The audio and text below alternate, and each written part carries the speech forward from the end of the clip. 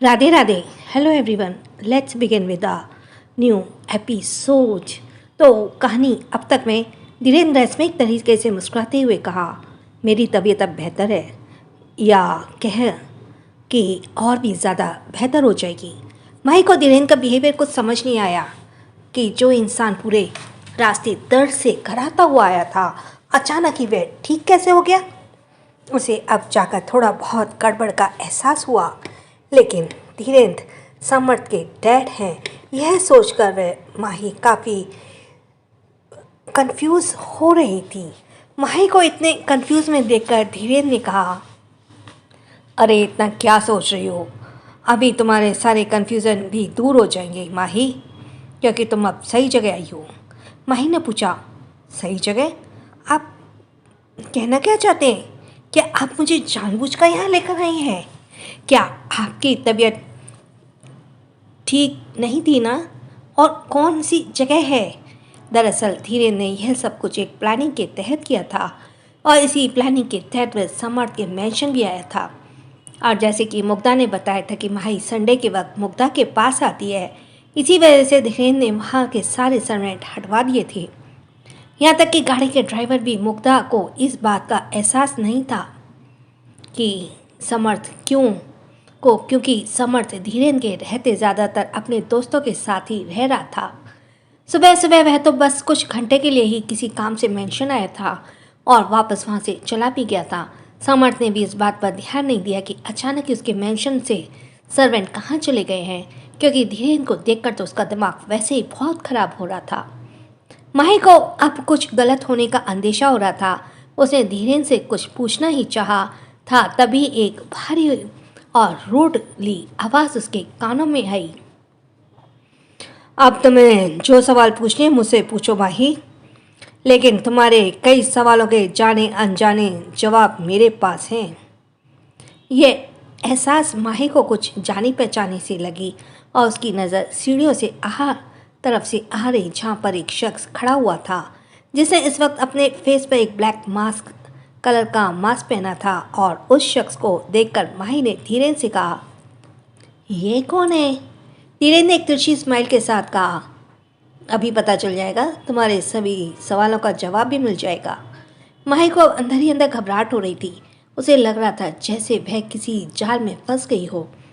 उसने अपने कदम पीछे लेते हुए कहा, मुझे यहाँ कुछ ठीक नहीं लग रहा है, मैं जा रही हूँ यहाँ से। कहकर भाई जैसे ही मेन एंट्रेंस की तरफ बढ़े, तभी दो गार्ड्स उसके सामने आकर खड़े हो गए। माही ने उन दोनों को तरफ देखते हुए कहा, हटो मेरे आगे से और जाने दो मुझे। तभी सीढ़ी पर खड़े शख्स ने एक एक सीढ़ी नीचे उतरते हुए कहा, अब तो तुम यहाँ से तभी जाओगी माही जब हम चाहेंगे, और जब तक मेरी बात खत्म नहीं होती तुम इस मैंशन से बाहर कदम भी नहीं रख सकती। माही ने पलटकर उस शख्स की तरफ देखा और गुस्से से कहा, तो क्या मुझे ज़बरदस्ती यहाँ रोकोगे? क्या तुम जानते नहीं हो कि मैं किसकी बीवी हूँ? यह सुनते ही धीरेन्द्र हंसते हुए बोला, बहुत अच्छे से जानते हैं कि तुम किसकी बीवी हो, इसलिए तो तुम्हें यहाँ लेकर आए हैं, और वह सब भी जानते हैं जो तुम्हारा वह पति तुमसे छुपा रहा है। यह सुनते माही हैरानी से धीरेन्द्र की तरफ देखने लगी। धीरेन्द्र उसकी हैरानी समझते बोला, इतना हैरान क्यों हो रही हो? क्या जानना नहीं चाहोगी तुम्हारा पति वह रणवीर सिंह रजावत तुम्हें 6 महीने पहले क्यों छोड़कर गया था? आखिर ऐसा क्या हुआ था 6 महीने पहले कि उसे अपनी बीवी से ही दूर छोड़ना पड़ा? माही धीरे से खुद से बोली, इस बारे में तो ये कैसे जानते हैं, जबकि इस बारे में तो रणवीर ने भी मुझे कुछ नहीं बताया। आखिर ये हो क्या रहा है? अब तक वह आदमी भी सीढ़ियाँ उतरते हुए नीचे आ चुका था। वह कोई और नहीं, ब्लैक स्टोन था। ब्लैक स्टोन ने ही यह सारा प्लान रचा था माही को फंसाने के लिए। ब्लैक स्टोन माही के सामने आकर खड़े होते बोला, खाना, हम तुम्हारे बारे में वह सब कुछ भी जानते हैं, इसलिए इसके बारे में तुम भी नहीं जानती हो। वैसे तुम्हें याद है ना उस दिन हॉस्पिटल में तुमसे क्या कहा था कि तुम्हारे माँ की सच्चाई तुमसे छुपाई जा रही है? यह सुनते ही माही ने उस शख्स के मास्क जैसे ही उसके चेहरे से हटाया, जहाँ ब्लैक स्टोन ने उसके हाथ को पकड़कर रोकते हुए कहा, ये गलती मत करना माही, बहुत जल्द तुम्हें इस मास्क के पीछे छुपा हुआ चेहरा भी नजर आ जाएगा, पर पहले मेरी बात खत्म होने दो। माही ने अपना हाथ छुड़ाते हुए कहा, मैं तुम जैसे धोखेबाज इंसान की बात ही भरोसा क्यों करूं? फिर माही ने घूर कर ब्लैकस्टोन की आंखों में देखा और कहा, तुम तो वही हो ना जिसने झूठे एक्सीडेंट का नाटक रचाया था, और तुम चाहते थे कि मैं तुम्हारी सारी फालतू की बातों पर भरोसा करूं। अब अपने गार्ड से कहो कि यहाँ से हटे और मुझे जाने दें, क्योंकि ना तो मुझे तुम में और ना ही तुम लोगों की फालतू की बातों में कोई इंटरेस्ट है। और फिर धीरेन की तरफ देखते हुए कहा, और आप तो समर्थ के डैड है ना? क्या आपको ऐसी हरकत करते हुए शर्म नहीं आई? वैसे आज समझ आ गया कि समर्थ और आपके बीच में क्या प्रॉब्लम है। आपकी हरकतों की वजह से ही आपका बेटा आपसे दूर है। यह सुनते ही धीरेन को गुस्सा आ गया। उसने चिल्लाते हुए कहा, चुप कर लड़की, इस वक्त तू जिस जगह खड़ी है सोच ले कि तेरे साथ क्या हो सकता है। धीरेन के ऐसे चिल्लाने से माही कुछ पल के लिए सहम गई। तभी ब्लैकस्टोन ने धीरेन को शांत करवाते हुए कहा, शांत हो जाओ धीरेन, बच्ची है इसलिए ज़्यादा बोल रही है, लेकिन जब उसे सच्चाई का पता चलेगा तो इसकी बोलती अपने आप बंद हो जाएगी। हाँ तो माही, क्या अपने माँ की सच्चाई नहीं जानना चाहोगी कि आखिर क्या हुआ था उनके साथ? माही ने अपनी नज़रें दूसरी तरफ फेरते हुए कहा, तुम जैसे झूठे लोगों से मुझे कुछ नहीं जानना है। मुझे पता है कि मेरी माँ का एक्सीडेंट में डेथ हुई थी और मेरे दादू ने ही मुझे ये सब बताया था। ब्लैकस्टोन ने हंसते हुए कहा, झूठ बोला तुम्हारे दादू ने? तुमसे उनका एक्सीडेंट नहीं हुआ था? माई ने हैरानी से ब्लैकस्टोन की तरफ देखा। ब्लैकस्टोन ने अपनी एक एक कदम चलते हुए कहा, हाँ सच बोल रहा हूँ, उनका एक्सीडेंट नहीं हुआ था, बल्कि तुम्हारे माँ को तो कत्ल हुआ था। यह सुनते ही माही एकदम से थम सी गई और गुस्से से चिल्लाते बोली, बकवास बंद करो अपनी। तभी ब्लैकस्टोन ने कहा, बकवास नहीं कर रहा हूँ तुम्हें तो सच बता रहा हूँ। तुम्हारी माँ का एक्सीडेंट नहीं हुआ था, उसका कत्ल हुआ था, और तुम्हारे बाप ने उसका कत्ल किया था। यह सच है जो तुम्हारे दादू ने तुम्हें नहीं बताए थे। यह सुनते माही का दिमाग एकदम से झंझना गया। उसने ब्लैकस्टोन का कॉलर पकड़ते हुए कहा, मैंने कहा बकवास बंद करो। मेरे दादू के बारे में ऐसे बोलने की हिम्मत कैसे हुई तुम्हारी? मेरे डैड मेरी मॉम से बहुत प्यार करते थे, वे कभी भी उनका कत्ल नहीं कर सकते। ब्लैकस्टोन ने पहले एक नज़र माही को उस हाथ की तरफ देखा जिसे माही ने ब्लैकस्टोन का कॉलर पकड़ा हुआ था, और फिर माही की तरफ, फिर झटके से माही का हाथ छुड़ाते हुए कहा, अपनी हद में रहो लड़की, क्योंकि हरकत तुमने अभी जो की है ना, इसकी वजह से मैं तुम्हारी जान भी ले सकता हूँ। पर वे क्या है ना, मैं अपने ही हाथों से अपनी बेटी को कैसे मारूं? यह सुनते ही माही एकदम ब्लैक हो गई। उसे समझ नहीं आ रहा था कि ब्लैकस्टोन उसे अपनी बेटी क्यों कह रहा है। नेक्स्ट, माही को इतना ज़्यादा शौक देखकर ब्लैकस्टोन शैतानी भरी हंसी के साथ बोला, क्या हुआ, मुझे पहचाना नहीं माही? मैं ही तो तुम्हारा बाप। फिर झूठा अफसोस जताते बोला, ओह, पर तुम मुझे कैसे पहचानोगी? क्योंकि जब मैं तुम्हें छोड़कर गया था तब तुम बहुत छोटी थी, पर अब मैं लौट आया हूँ माही तुम्हारे पास, पर अब शायद तुम्हें काफ़ी कुछ याद आ जाए। कहने के साथ ही ब्लैकस्टोन ने अपने चेहरे के मास्क को एकदम से हटा दिया। जैसे ही माही के सामने ब्लैकस्टोन का चेहरा आया, माही का चेहरा एकदम से सफ़ेद पड़ गया। उसकी जहन में वह पुरानी यादें जो अब तक धुंधली हो चुकी थी, एक एक कर पूरी तरह से साफ होने लगी। उसे याद आया उसकी माँ की डेड बॉडी फर्श पर खून से लथपथ पड़ी हुई थी, और उसने एक शख्स के हाथों में वह खून से भरा खंजर देखा था। माही को उस शख्स का चेहरा बिल्कुल भी याद नहीं था, लेकिन आज ब्लैकस्टोन ने देखकर उस शख्स का चेहरा भी पूरी तरह से साफ हो गया था।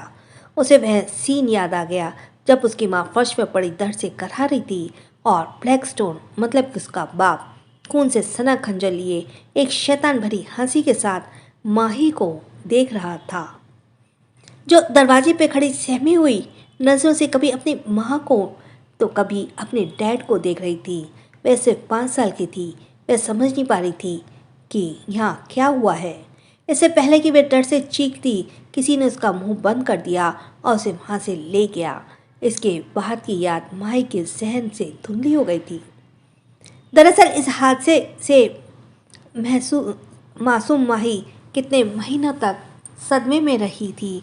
वह ना बोलती थी और ना पहले की तरह खेलती थी। वह गुमसुम सी हमेशा अपनी माँ को घर के हर कोने में ढूंढती थी।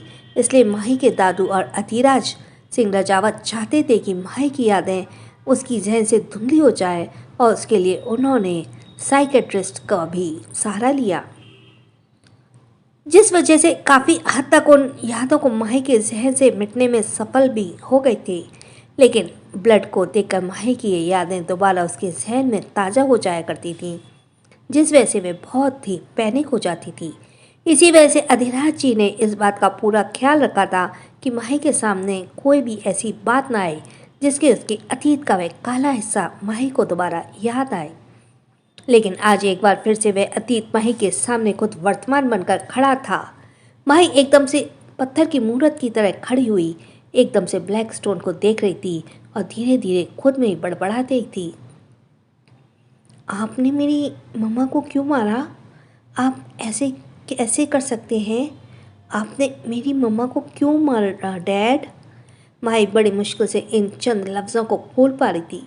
वही ब्लैक स्टोन एक डेविल स्माइल के साथ माही को देख रहा था।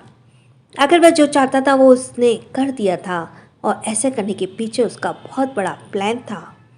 वो चाहता था कि रणवीर भले ही उस सच से डील कर चुका था क्योंकि वो फिजिकली और मेंटली काफ़ी स्ट्रांग था, पर माही ये सब कुछ झेल नहीं पाएगी और वो माही के दर्द देकर कहीं ना कहीं रणवीर को तकलीफ देना चाहता था। तभी धीरेन्द्र ने माही के कंधे पे हाथ रखते हुए कहा, क्या हुआ बेटा? अपने डैड से गले नहीं मिलोगी? आखिर इतने सालों बाद तुम उनसे मिल रही हो। माही ने खोई नजरों से धीरज शेखावत को देखा और दोबारा ब्लैकस्टोन की तरफ। उसे देखकर ऐसे लग रहा था जैसे वह किसी अलग ही ख्वाबों की दुनिया में हो। माही पर अपनी बातों का असर होता देखकर ब्लैकस्टोन ने धीरेन्द्र से कहा, धीरेन्द्र, तुम्हें नहीं लगता माही को पूरी सच्चाई बता देना चाहिए कि आखिर उसका पति रणवीर से छोड़कर क्यों गया था? देखो आखिर वह मेरी बेटी है और मैं नहीं चाहता कि मेरी बेटी किसी भी तरह के अंधेरे में रहे। धीरेन्द्र ने भी झूठा अफसोस जताते हुए कहा, तुम सही कह रहे हो, माही को सच जानने का पूरा अधिकार है। आखिर माही उस घर की बहू है और रणवीर की बीवी है ना। तो ब्लैकस्टोन ने दोबारा माही से कहा, तुम्हें पता है माही, रणवीर तुम्हें छोड़कर क्यों गया था? माही अनजान एक्सप्रेशन के साथ एकटक ब्लैकस्टोन को देख रही थी, जैसे वे इस बात पर भरोसा ही ना कर पा रही हो जो सामने वो उसका बाप है, क्योंकि वह कड़वी यादों के साथ कुछ खूबसूरत यादें भी ताज़ा हो गई थी। अपने डैड के साथ बिताया हुआ उसका बचपन, जब वो अपने मॉम डैड के साथ काफ़ी खुश रहा करती थी। वो भरोसा नहीं कर पा रही थी सामने खड़ा इंसान वही है जो उसे हमेशा पलकों पर बिठा कर रखता था, जो उसकी बॉम्ब से इतना प्यार करता था। ब्लैकस्टोन समझ गया था कि उसकी चाल कामयाब हुई। उसे जैसा सोचा था वैसे ही हो रहा था, इसलिए उसने अपनी बातों को आगे बढ़ाते हुए कहा, क्योंकि तुमसे नफरत करने लगा था। पता है क्यों? क्योंकि तुम उसके माँ बाप के कातिल की बेटी जो हो। यह दूसरा सदमा था माही के लिए। माही तो अभी पहले सदमे से बाहर नहीं निकली थी और यहाँ एक दूसरा सच माही के सामने आकर खड़ा हो गया था। माही धीरे से मगर कांपती आवाज़ में बोली, उनके माँ बाप के कातिल मतलब? ब्लैकस्टोन ने हंसते हुए कहा, अरे मतलब यही है, मैंने ही तो रणवीर के माँ बाप को ही जान ली थी, वह भी उसकी आंखों के सामने। तो तुम खुद सोचो, रणवीर के सामने जब यह सच आया था तो कितनी नफरत तुमसे करने लगा होगा। माही का दिल एकदम से धक से रह गया और उसके पैर लड़खड़ा गए, जिस वजह से वो 2 कदम पीछे गई। उसे यह वक्त याद आ गया जब रणवीर उसे छोड़कर चला जा रहा था और वह पागलों की तरह रणवीर को पुकारते हुए उसकी गाड़ी के पीछे भाग रही थी। उसे याद आया कि उससे पहले रणवीर काफ़ी उखड़ा उखड़ा सा नजर आने लगा था। वह माही से ढंग से बात नहीं करता था, बात बात पर उस पर गुस्सा करने लगा था। उसने खोए हुए लहजे में ही कहा, तो क्या रणवीर मुझसे नफरत करने लगे थे? वो भी इसलिए कि मैं आपकी बेटी हूँ? धीरेन्द्र ने कहा, हाँ माही, तुम सही सोच रही हो। यही तो वजह थी कि रणवीर तुमसे दूर हो गया था। अब तुम खुद ही सोच लो ना कि वह अपने माँ बाप के कातिल की बेटी के साथ प्यार कैसे कर सकता है। माना कि वह अभी लौट आया है, पर इस बात की भी क्या गारंटी कि अभी भी उसके दिल में तुम्हारे लिए नफरत कम ना हुई हो, और हो सकता है वह तुमसे बदला लेने के लिए ही तुम्हारे साथ प्यार का नाटक कर रहा हो। ये सुनते ही माही ने अपना सिर ना में हिलाते हुए कहा, नहीं रणवीर का प्यार कभी झूठा नहीं हो सकता। वह मुझसे बहुत प्यार करते हैं। तुम सब झूठ बोल रहे हो। तुम उनके दुश्मन हो ना, इसलिए तुम सब झूठ बोल रहे हो। मेरे रणवीर मुझे बहुत प्यार करते हैं। कहते कहते माही का गला रुंध आया। माही की बात पर ब्लैकस्टोन और धीरेन दोनों ही ठाका लगाकर हंसने लगे। फिर ब्लैकस्टोन अपनी हंसी रोकते बोला, तुम वाकई में कितनी इनोसेंट हो मेरा माही। लेकिन सच यही है, भला कोई इंसान अपने माँ बाप के कातिल की बेटी से प्यार कैसे कर सकता है। बल्कि ये सोचो ना कि जब जब वो तुम्हें देखता होगा तब तब उसे यही याद होता होगा कि तुम्हारे बाप मतलब ब्लैकस्टोन ने उसे उसके माँ बाप को छीन लिया। इसलिए सच यही है कि वह तुमसे नफरत करता है और एक दिन तुम्हें अपनी ज़िंदगी से निकाल बाहर फेंकेगा। ब्लैकस्टोन एक एविल स्माइल के साथ बोला, लेकिन मैं तो ये सोचकर हैरान हूँ कि उस अधिराज सिंह रजावत ने तुम्हें अपने घर पनाह कैसे दी, क्योंकि तुम उन सबके दर्द की वजह बन सकती हो। वो भी जब जब तुम्हें देखते होंगे तो अपने बेटे बहू का हत्यारा याद आता होगा। ब्लैकस्टोन और धीरेन ने कहकर एक लफ्ज़ माही के कानों में किसी पिघले हुए शीशे की तरह महसूस हो रहे थे। उसकी आंखों से नफरत नजर आ रही थी, वैसे जैसे जो अंदर ही अंदर टूटती जा रही थी। धीरेन ने माही की ये हालत देखकर एक शैतान भरी स्माइल के साथ ब्लैकस्टोन की तरफ देखा तो ब्लैकस्टोन ने अपना आखिरी वार करते हुए कहा, तुम्हें नहीं लगता कि तुम उस घर में या रणवीर की लाइफ में रहकर सिर्फ उन्हें तकलीफ दे रह सकती हो। मेरी बात मानो तो दूर हो जाओ उन सबसे। शायद इस तरह तुम उनके किए एहसानों का बदला चुका सको। So thanks for listening. आपसे एक रिक्वेस्ट है कि मैं किसी भी एपिसोड के बारे में कोई भी इंफॉर्मेशन नहीं डाल सकती, क्योंकि ये यूट्यूब की गाइडलाइंस के खिलाफ़ है। सो प्लीज़ अब जो नए एपिसोड्स आते हैं कहीं पे भी, तो उसका आपको ये वहाँ पे सब्सक्राइब करके सुनना होगा। So once again thanks for listening. छोटों को प्यार, बड़ों को सम्मान। राधे राधे।